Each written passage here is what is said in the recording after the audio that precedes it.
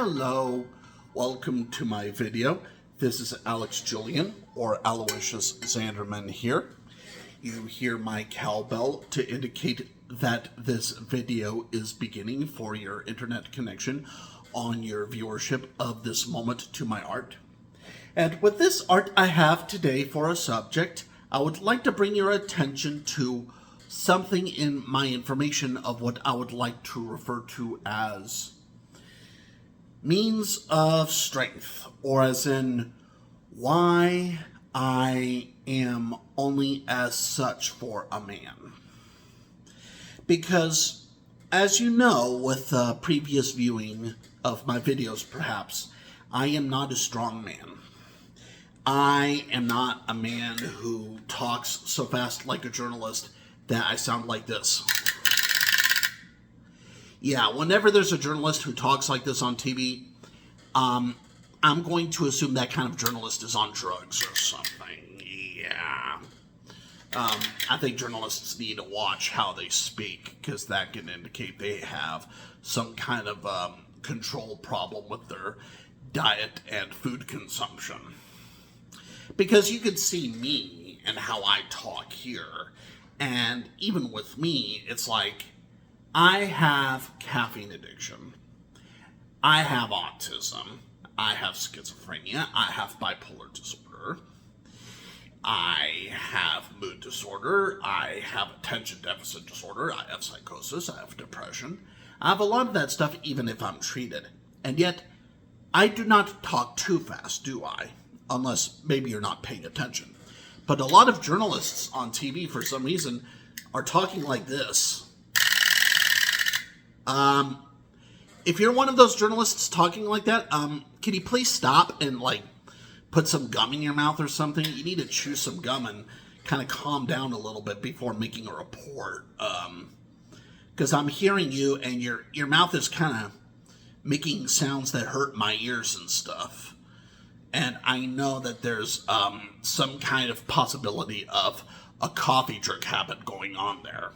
Like, you know how maybe in the northern border of Canada, you're reaching for that cup of coffee, and when your hands are, shaking like this, that is caffeine addiction. And hey, you cannot fool me and make excuses like, well, this is only my second cup. I've heard that before. I'm addicted to Diet Coke. I know the reality of coffee drinkers in winter climates. When you say second cup, you probably really mean fourth cup. You're not going to trick me on that. And I am strong somewhat in my intellect on that part.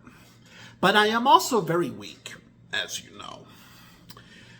Because after all, there is this whole thing of strength in a man, as in strength, strong mood, strong behavior, strong status, strong muscles, strong body.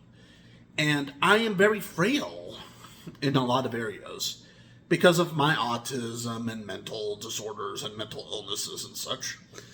And it gets difficult when I tell a woman in any relationship, you must be a strong woman. Because so many women in America, as you already know, they want strong men. They do not really want strong women so much in relationships. Or when women do want strong women in themselves, usually they'll say something euphemistic like, oh, I want to exercise in the morning and go jogging with my partner in our relationship, and exercise and run in the streets with my husband. And okay, you little girls with your empty minds, you're not going to trick me on that. I know you're being euphemistic. You're trying to say that you cannot exercise unless I'm with you. Yeah, you see, that's where you can get into issues when it comes to strength. Because if you're not willing to build up your strength on your own, you're not going to have independence, you know? So maybe you brag somewhere that, you're going to live in an apartment all alone. But come on, that does not work. You will get depressed really quickly, and you'll get out of there as if there are termites everywhere. Trust me. And, I'm not a strong man. I am a frail man. And it's because I am pretty unpredictable and pretty inconsistent and pretty awkward. And definitely when it comes to fitness, Diet Coke can help with fitness only in modest amounts. If you go overboard on Diet Coke, what will happen is the caffeine will buzz you to the point that you're over the influence, and you'll be thus over the acceptable level of steady exercise.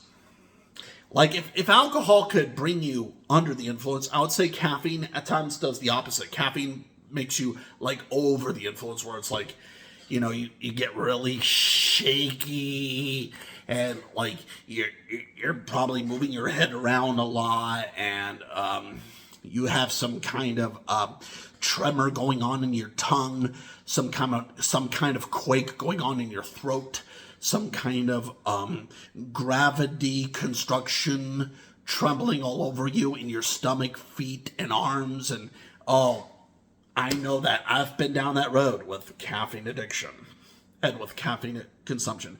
And in fact, I think at times to help people with addiction problems, it's best not to use the word addiction, because the word addiction gets misleading. Because often people use the word addiction when they do not mean addiction. I would rather say that there are people who have really, really, really deep habits, and it's important for people to swim up to the surface so that way they could reach the light better and not fall into the dark below. Because after all, there is light and darkness in our lives as spirits and souls in the world. Light and darkness. It's like how, you could be in Los Angeles or in Las Vegas, and maybe there's a neon light somewhere, but you're still in the dark, because even if there's light, that's separate from what you feel in your soul and what you have in your heart of a spirit. It's pretty quite difficult, because it's light can come somewhere, maybe you're drinking Diet Coke, and maybe light is coming somewhere, but that doesn't mean you really sense it. It's so surprising how ignorant we really are of sunshine and shadows and sombras and all this stuff when it comes to our mannerisms of shade and coloring.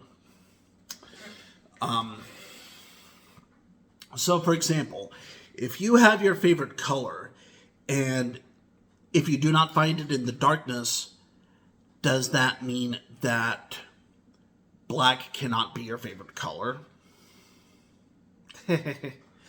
There's darkness, and then there's maybe a shadow or maybe a separate black object and those kinds of things.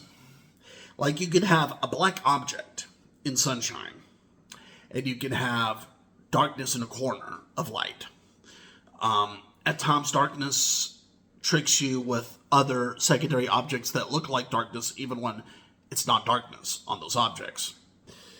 So maybe a shadow would trick you into thinking that something would be following you, when in fact it's more of just your superstition of your constant and excessive self-awareness. And hey, you could see the cherries on my head. You could see my sort of Pac-Man sort of fandom when it comes to video games and arcade and 1980s glory. Retro gaming, of course. But, here's what it means for me to be less than a strong man, as in for me to not be a strong man. For me to be a frail man instead of a strong man, that means I must be more intelligent and wise about my surroundings and not fall into cheap tricks of mockery and ridiculous attitude.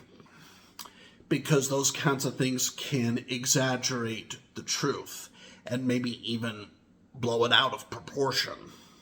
Where it's like, maybe there's like this crystal ball that contains all the answers of the universe, but you blow it up and the ribbons of light go all over the place and you can't really exactly find out where the downcast is of your own fall. And that gets pretty scary, and you have to watch out for those conundrums. It gets pretty intense. And I know that when it comes to a strong man, I know so many women want a strong man. But let me ask women this. Do you want a strong man because you respect the strong man? Or do you want a strong man because you're too lazy to do something yourself? It goes both ways. And also, to be a strong woman, well, there's a lot to demand for it if there's a man who is weak.